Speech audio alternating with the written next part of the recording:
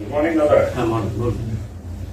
দাদা আমি ward number 41 থেকে বলছিলাম, সেন্ডিপ স্কুলের বলি সামনে দাদা ওই রাস্তা পুরা খারাপ করে।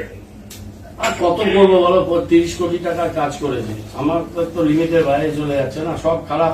এমএলএ করবে না, এমপি করবে না, কেউ করবে না, সব আমার। তারপর আমি ছিলাম বিধায়ক, ওখান থেকে তো আমি ভোট পাইনি, হেরে গেছি।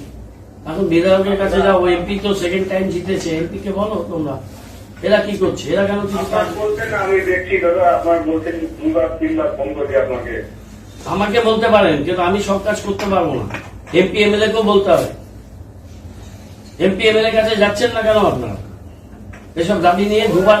শুনুন, আপনি আপনাকে জিনিসটা বুঝতে হবে দাদা। শুনুন, এমপি প্রতি বছর 5 কোটি করে পায়। 5 বছর ছিল 25 কোটি পেয়েছে, আবার 1 বছর হয়ে গেল, প্রচুর ভোটে জিতেছে ওখান থেকে, আবার 5 কোটি টাকা পেয়েছে। 30 কোটি টাকার মধ্যে ও 3 পয়সার কাজও করেনি। ডাকগ্রাম ফুলবাড়ির এই 14টা ওয়ার্ডে 3 পয়সার কাজ করেনি।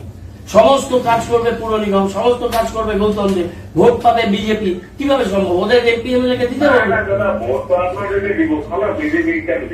না না, আমাকে ভোট দেওয়ার কথা বলছেন, আমি বলছি যে ওরা তো মানুষের ভোট পেয়ে জিতেছে, নাহলে জিতলো কি হবে? তা ওদেরও তো একটা দায়িত্ব থাকবে দাদা। ওরা কিছু করছে না, আমি দেখছি।